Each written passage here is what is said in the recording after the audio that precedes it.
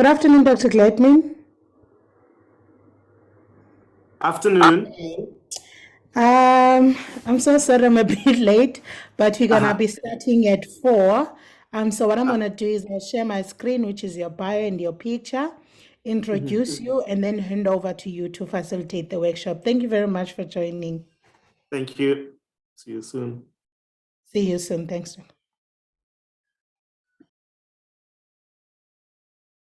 I'm sorry, Doc. Just one last thing. Can you please pronounce your surname for me? Can you say that again? Can you please assist me in pronouncing your surname? I don't want to cross a line. Thondhlana. Thondhlana. Thondla. Oh, it's Yes. like okay, Thondlana. Yeah. Thank you so much.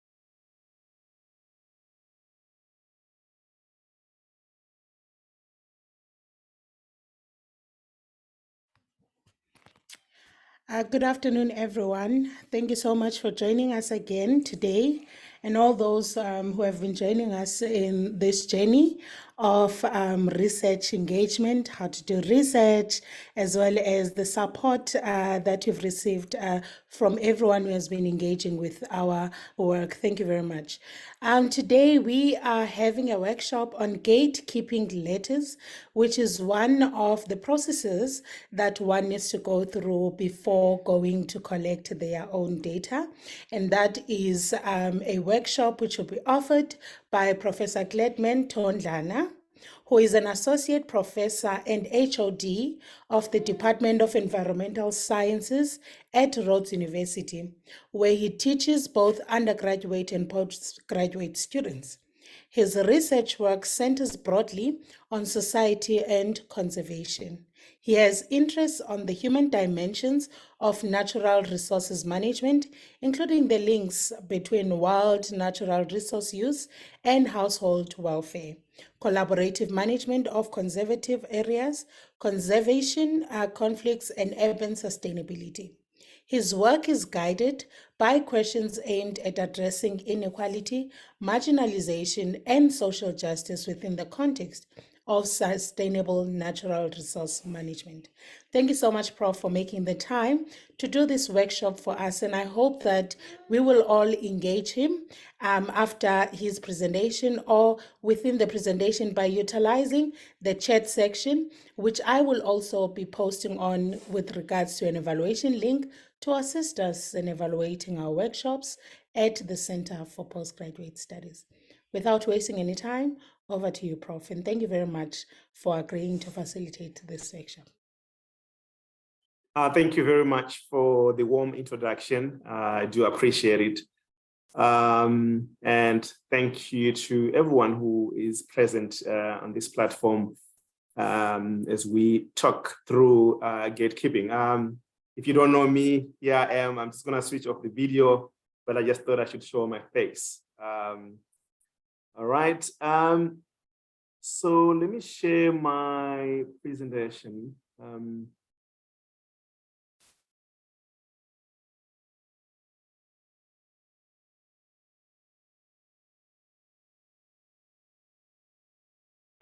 You confirm you can see the screen?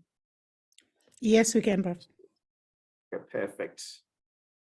All right, so today I would like to talk through different perspectives on gatekeepers or gatekeepers' permission, and also perhaps draw some useful insights and implications for ethics and research. I'm hoping that my research is going to touch on the conceptual basis of gatekeepers' permission, but also on practical aspects that students should consider as they're putting in their research ethics application. And of course, if you are in research, if your research concerns human subjects, and also in some cases, animals, one has to get through an ethics application process that speaks, basically to the ethical implications of your study and how you've thought through some ethical issues that might emerge from your study, and how, if any, adverse effects might emerge out of your study, how you're going to address them as a basis for minimizing them or avoiding them, and to make sure the research process itself is ethical. Okay, so this is something that perhaps all of us know. And as part of the ethics application process, in some instances, a gatekeeper's permission is required. And if you have been, in this place at Rhodes University for some time, and maybe other universities in the country, the way gatekeeper's permission is conceptualized, it might vary, between disciplines, between different committee members of the ethics committee. And I think it's important for us to apply our minds critically in terms of what it actually means. I know that there's a narrative out there that a gatekeeper should be someone who gives permission. And I would like to kind of debunk that, thinking, as it were, and perhaps think about when and why a gatekeeper's permission should be sought. So we know from the literature and from practice that gatekeepers can play either a controlling role where a permission has to be granted for undertaking research work, or a facilitative role. So what I mean here is that gatekeepers permission can be understood within a very positive framing, as it were. So in terms of the controlling dimensions of gatekeepers permission, so we could have individuals with absolute power to allow or deny researchers access to research subjects. And in my field of work, you could think of farm owners, you could think of chiefs, you could think of ward councillors or some politicians. In this context, in the university context, for example, you could think about university registrars or human resources directors or the director of student affairs. So if you wanted to do institutional-based work, for example, you would need permission to do so. But there are instances where that is not required. So maybe before I get to this slide, so the facilitative role of a gatekeeper might relate to having access in an area that perhaps you don't have prior knowledge about, or working with individuals that are accepted within a community. So their role is not actually to give you permission, but to give you access to the research area or subject. And often these gatekeepers who play this role might actually suffer the brunt of things that went wrong if one is not careful. So it's very important to think about gatekeepers, not as a basis of getting ethics approval, but thinking about implications or things that could happen beyond the life of the project. So gatekeepers might be relevant, those who are controlling, as it were, might be relevant in cases where the outcomes of the research would need implementation by managers or by administrators. So if you wanted to do some work in Makanda, for example, that's an example that we might all understand or know about. We have the water crisis since, 2013. And perhaps you want to understand residents' perceptions around the water crisis, how they feel about it, how they view what could be the reasons behind the problem.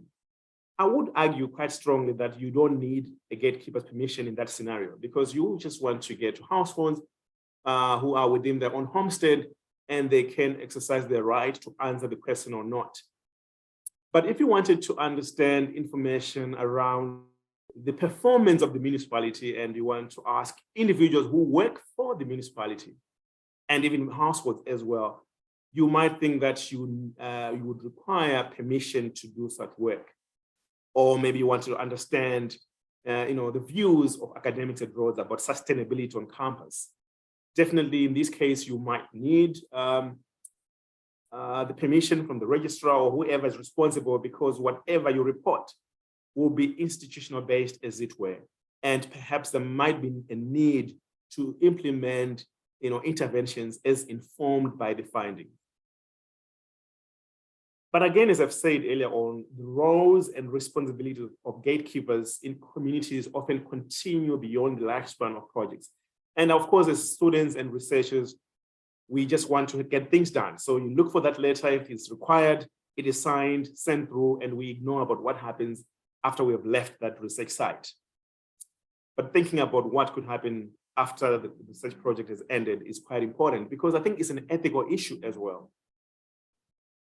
And as I've said earlier on, in some cases, the gatekeepers might actually bear the brunt of research processes that have gone wrong after researchers have left. So if you think about research that required, you'd want to have access through individuals that are known in the community. It could be local councillors, it could be whoever holds a position in the society, and they are entrusted in providing access to some areas of interest within that space.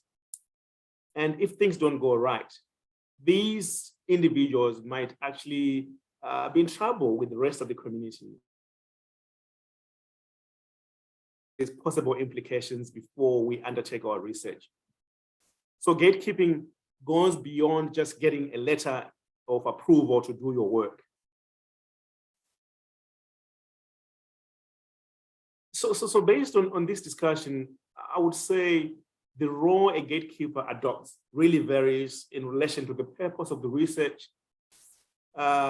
Is this research based on institutional records? Do we need to get records from a hospital, for example, or do we need to get records from a high school about performance of pupils or learners, or do we need to get records about, the views of academic staff members at Rhodes around an issue of interest, for example, transformation, sustainability, the curriculum, and what have you. And if this research has to represent the institution in a way, then one would argue that you would need a gatekeeper's permission. It also, varies depending on your relationship with the gatekeeper. There are instances where you get to the ethics committee and they say, wow, we want a gatekeeper's permission. And you could argue that you don't need one because you have a relationship with that community. And the onus is up to one to provide evidence of that relationship. I've been in cases or situations where the moment I ask for a gatekeeper's permission, then there is unwillingness to participate in the study because they trust me already and they feel that I'm just taking their time unnecessarily by filling in forms and writing a letter. So it's very important to think about your relationship with the gatekeeper, either in terms of getting permission or getting access to the sites or research subjects. It also depends on the knowledge of the researcher or the research institution and how the researcher approaches or interacts with them. So I think this is related.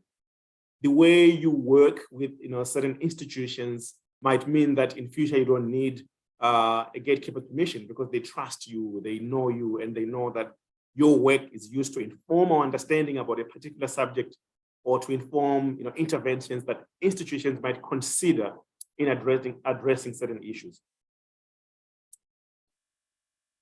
All right, so moving on.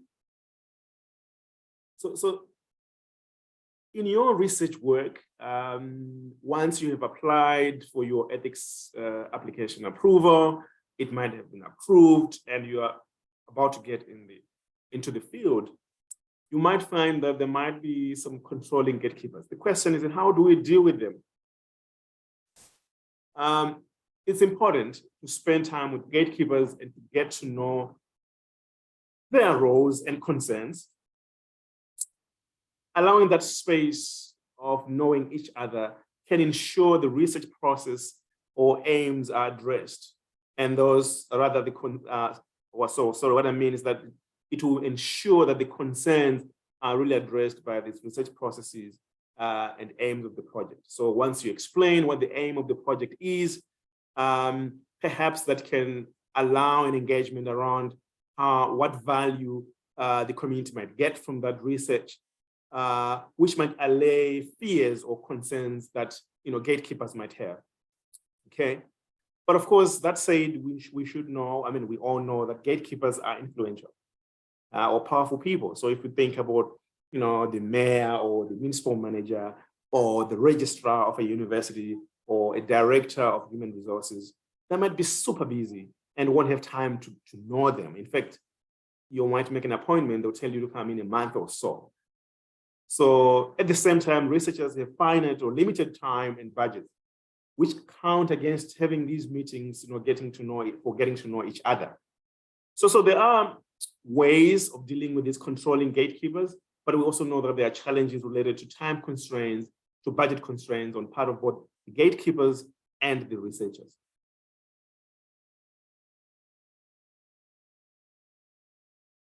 All right, I'm trying to move to the next slide. And technology had decided to stop me. All right, there we go.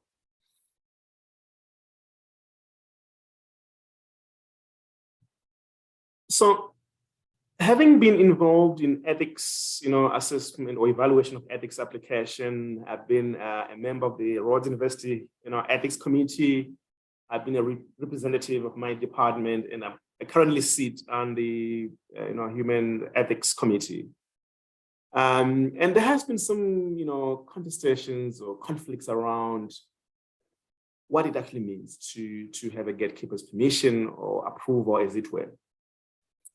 And I've seen that there are some problematic approaches, for example, where researchers or ethics reviewers might ascribe the label or notion of a gatekeeper to a particular person or position without sufficient knowledge of the institution or governance setup, to the extent that this can result in unnecessary delays in ethics approval because the person who should approve is actually not a gatekeeper in the first place. So we should be careful when we're thinking about our ethics application and who the gatekeepers are in terms of our study, because either we are giving them the power they don't have, or secondly, that might delay your research because they might not be able to provide the data when requested because they're actually not gatekeepers. And from my experience, sitting in these committees, there's a risk of researchers or research institutions conferring gatekeepers' powers on a person or position that have no formal rights to act in such a way. Examples are numerous.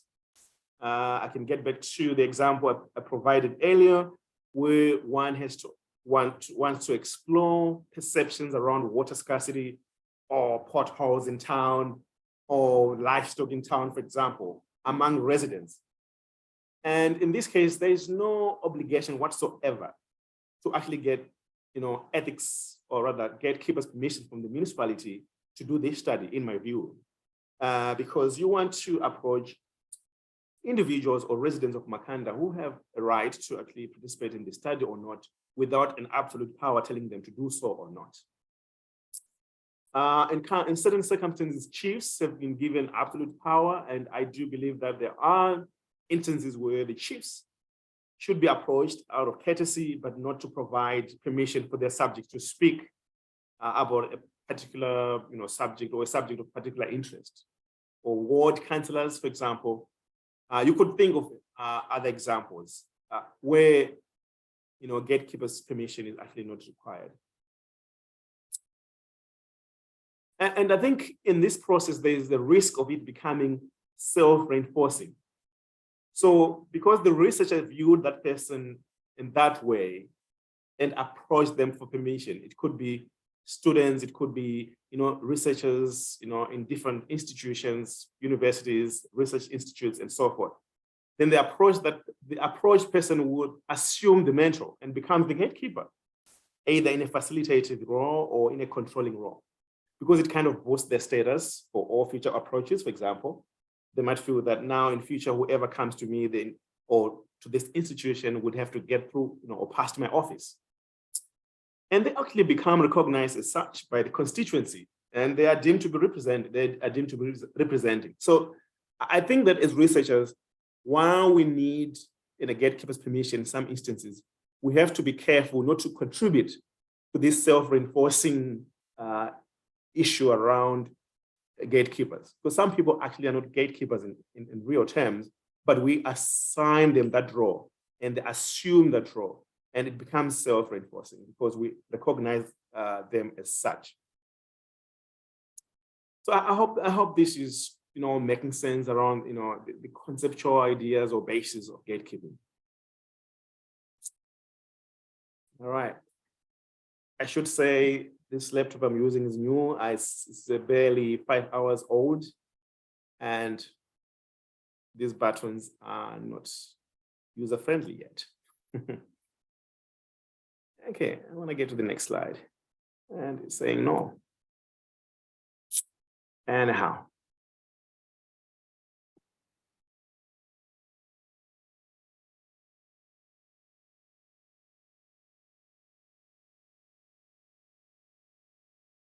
Does anyone have an idea about how I could get to the next slide? Your arrow keys are not working. Yeah, I'm pressing them left, right, and center, and nothing is moving. And if you move your mouse on the slide, there's nothing coming up, no little menus popping around. That helped. Thank you so much, Sue.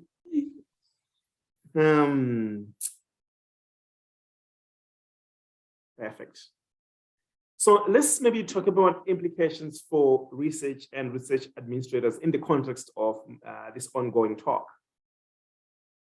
So I think it's critical for us to understand the research context in the first place and ask yourself a question. Do we require a gatekeeper's permission or just courtesy out of respect?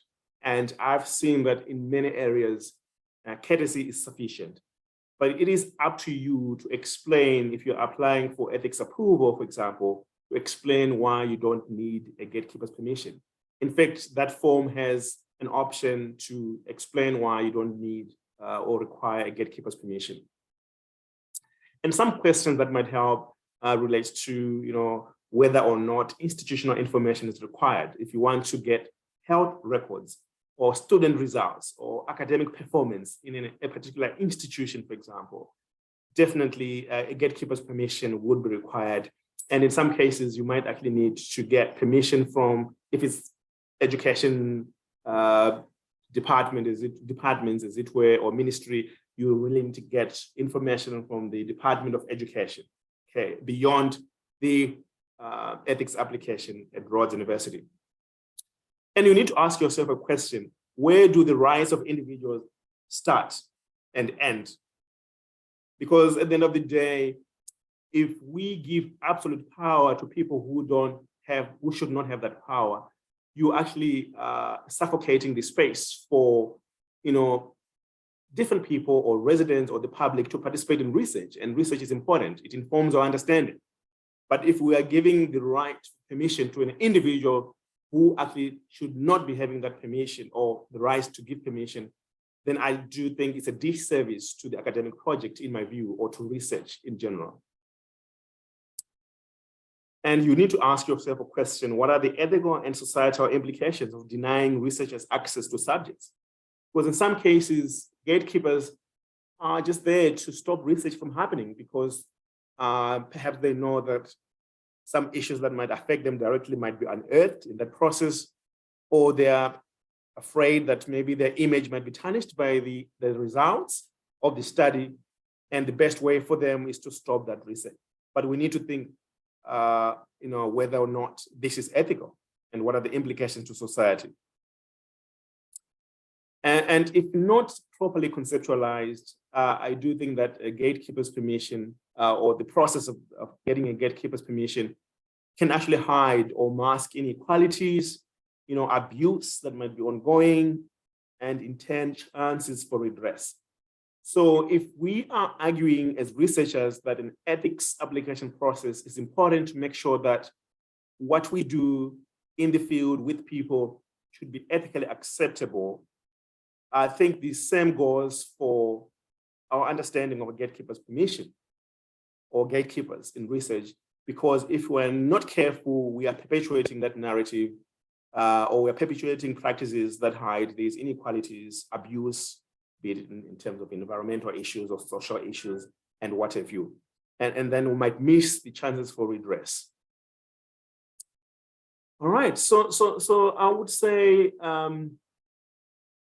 this is my last slide. So I would say that a good understanding and appreciation of the research context is key to determining whether one needs a gatekeeper's permission or not. And I think that we have to be careful as researchers not to pitch gatekeeper's permission as just a way of getting permission to do research, but there are implications or adverse impacts beyond our research practices. So we need to think about that. But also we need to think about gatekeepers as people who can actually facilitate research. And I do think that if we conceptualize them that way, then research would be more acceptable by society, and it will be easier to get access than it is today. So yeah, thank you very much for listening to this, I believe, short presentation. And I hope that we can engage further on this issue. Thank you very much. I will leave it there.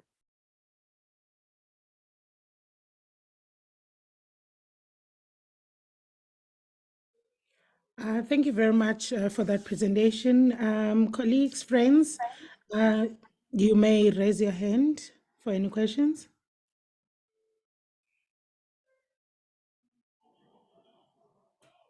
Okay, we have a question. Do I need the gatekeeper's permission to obtain student email addresses? Okay, so my understanding is that you would need permission by the registrar.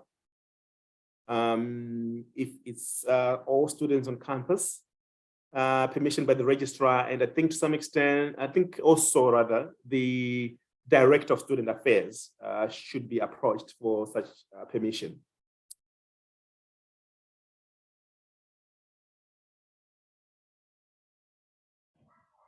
Thank you very much. Do we have anyone who would like to ask any question?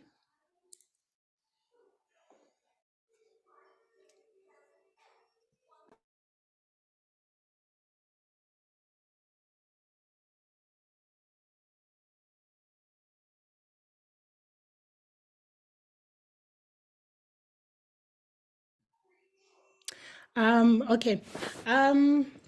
I think, Prof, if I can also share one of my experiences. There was this confusion when I applied for ethics, particularly if someone now starts doing, primary data collection or focus on their studies in PhD level, because my master's was desktop analysis. And I thought that getting ethical clearance from Rhodes University was actually permission to start conducting research without necessarily understanding, after the ethical process, one also needs to submit gatekeeping permission from an institution, and one cannot then do the research without that permission. And also, just to say that, one of the key things that we never really do research on is the administration that it takes to receive response, particularly if one is dealing with, I know there's a colleague of mine who's focusing on the Department of Health, and those departments usually take time to respond, and the administration of the continuous emails that one has to send out for reminders and stuff. Perhaps if you can actually assist us in terms of what do you actually send, as you are sending this gatekeeping permission, because some might send it via an email and some might actually write a letter. And is there a form out there at Rhodes University that actually gives us guidelines in terms of how to write this gatekeeping letter? And thank you for that question. I think it's a very important and practical question. As far as I know, I don't think there is a standardized gatekeeper's permission letter. So it's up to the device of whoever is the gatekeeper in every context. But I do appreciate.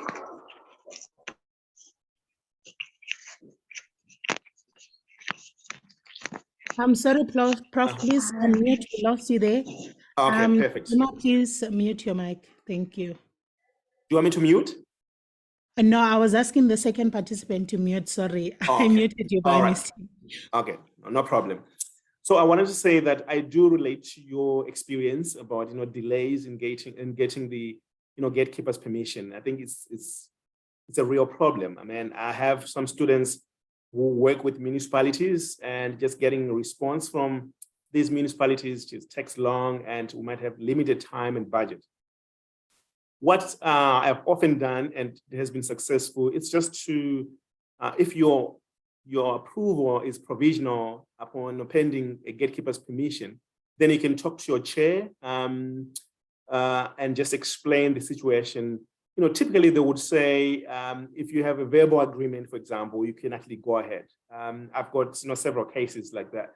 But I guess one has to understand that an ethics application process should be just a way of just engaging with the ethical implications of your study. And if the risk is low, for example, I don't really see the reason why there should be insistence on getting a gatekeeper's permission.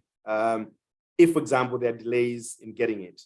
So I do think that it's a process that is open, and you engage with each circumstance as a basis for granting ethics approval or not. Certainly when working with municipalities, I've been to some places where they say, well, let's go ahead with the research. I don't think we have time to write a gatekeeper's permission. In fact, there's no time. If you want to do the research, let's do it. If you don't want, maybe you can come another time, but it will never be.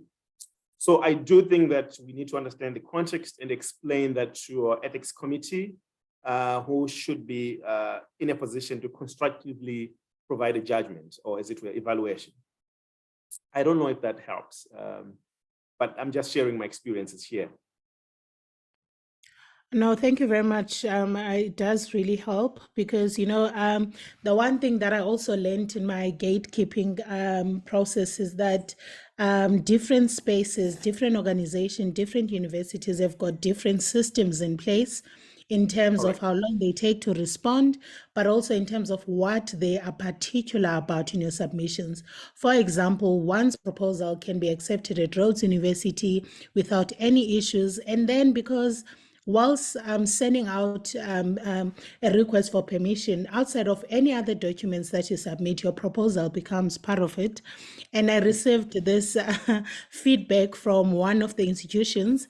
I'm really tackling the issues that are in the proposal, which actually would affect the participants that I was going to be engaging with. So it was a constant back and forth trying to fix what they needed, but knowing very well that at the back of their mind, as much as the system is difficult to deal with, they are concerned about the participants that I am asking permission to work with.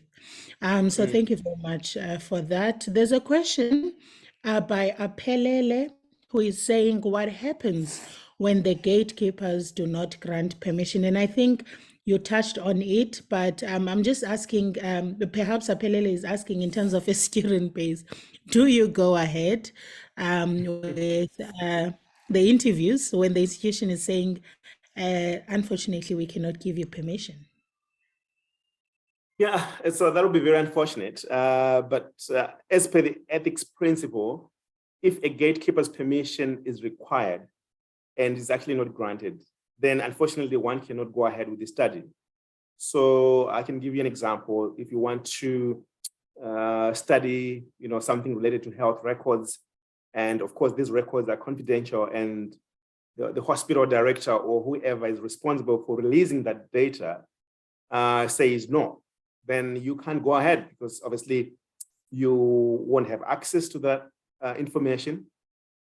But there are circumstances where they could say no and you still have access to the subject. So for example, if the human resources director at Rhodes said no, you can't speak to staff, you can still get to speak to them, but I don't think that would be appropriate in my view.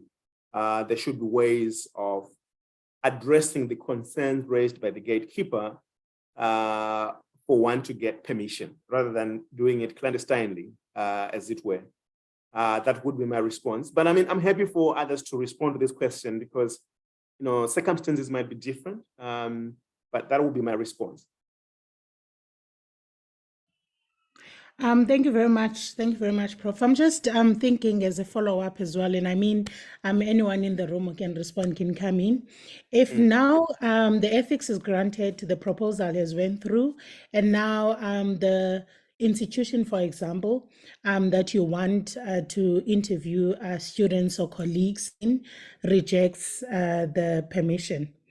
Does that mean you and your supervisor have to go back to the drawing board to actually switch the site that you wanted to research in and resubmit a new proposal, or that can actually be tackled in your writing space, in your writing stages, in your thesis or dissertation?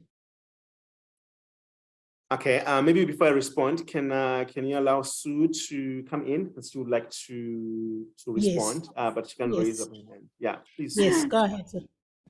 Oh, thanks. Sorry. Hi, Glad, and hello, everyone. Sue. Sorry, I actually was, I was actually just trying to talk to Sipe then, but you forget whether you're sending a private message because I had a question for you and I couldn't raise my hand, so I wasn't going to come in on that. So maybe you want to answer that first, and then I'll ask you my question. Okay, no, it's okay.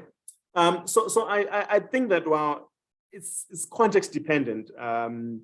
So I think in some cases it might actually require that maybe the supervisors, rethink the sites. I know in my case, because I deal with a lot of work involving conservation conflicts, land issues, and in some cases because of what happened in the past or some conflicts between different agencies, it might not be easy to get access to some communities, and access might actually be denied by the gatekeepers. And I don't see any benefit in getting through or pushing to actually do the study in an area where you know that permission has not been granted. But I do think that if the context allows, as I've said earlier, you need to re-engage with the gatekeeper in terms of addressing their concerns. Maybe they might be able to provide that permission. What I find useful as well is not getting to gatekeepers who have the power to obstruct research or to give permission or not, but is to look for gatekeepers who can facilitate research. Those individuals might then approach the gatekeeper who has the power to stop or to provide permission to do research, and maybe access might really be easier, relatively speaking. So I think there are different ways of dealing with this, but from my experience, there are very few cases where gatekeepers' permission has been denied. But in those circumstances, it will be up to the student and the supervisor to assess the situation as a basis for devising the way forward. Yeah. Thank you very much for that response, Prof. So you may come in. Me? Yes, with your question. Well, I don't know. You suddenly promoted me to prof. I wasn't sure,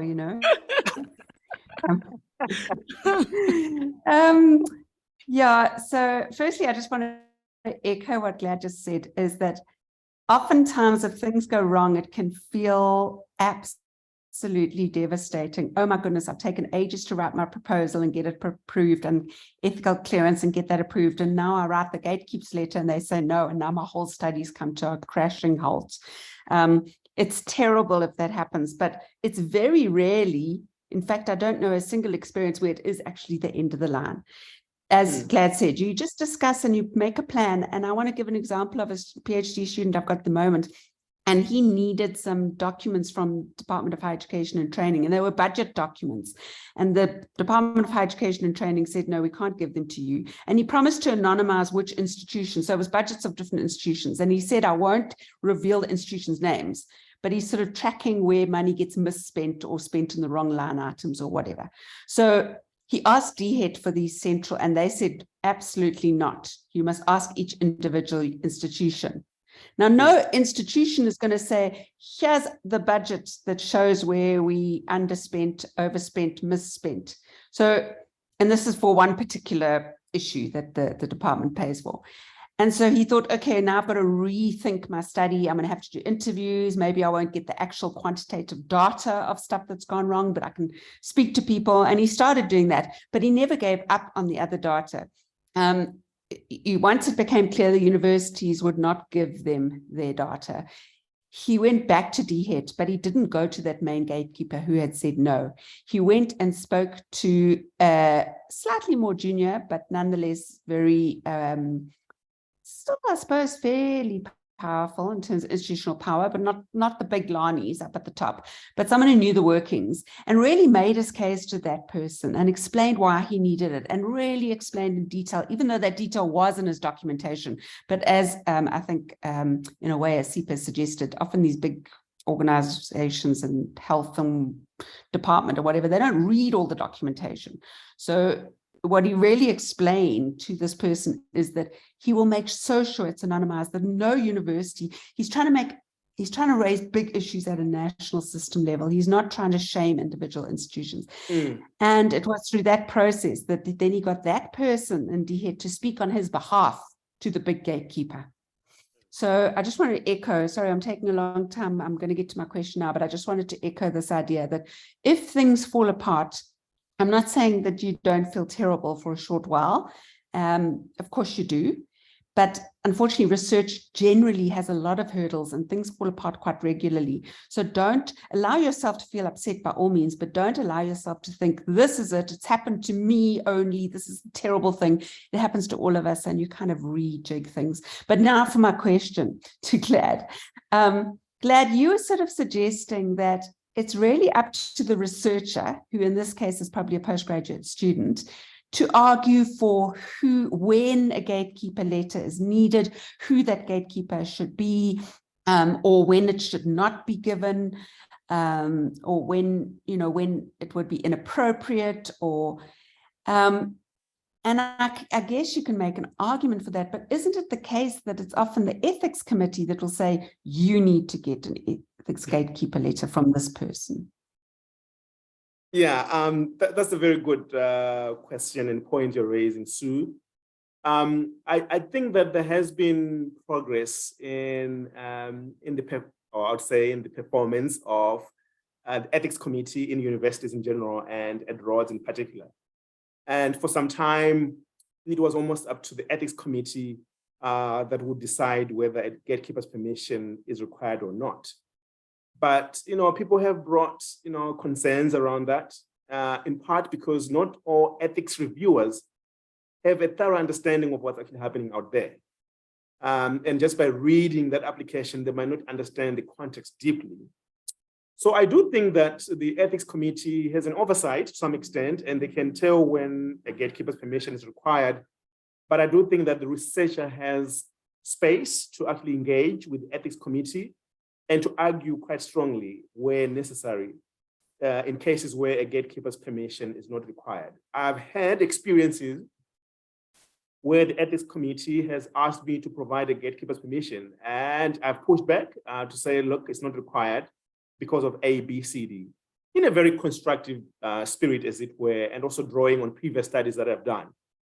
So I do think that increasingly the voice of the researchers should be considered in decisions of ethics approval or not. That would be my response. But I mean, you would know, Sue and others, that people who sit in these committees, they're also individuals who might have strong views on particular subjects. But I think the spirit of an ethics committee is really to support research, and also maybe to highlight areas that maybe researchers might not have considered going forward. Thank you. That's really very helpful. Thanks, Glad. Thank you very much. Do we have any other contributions, questions, comments?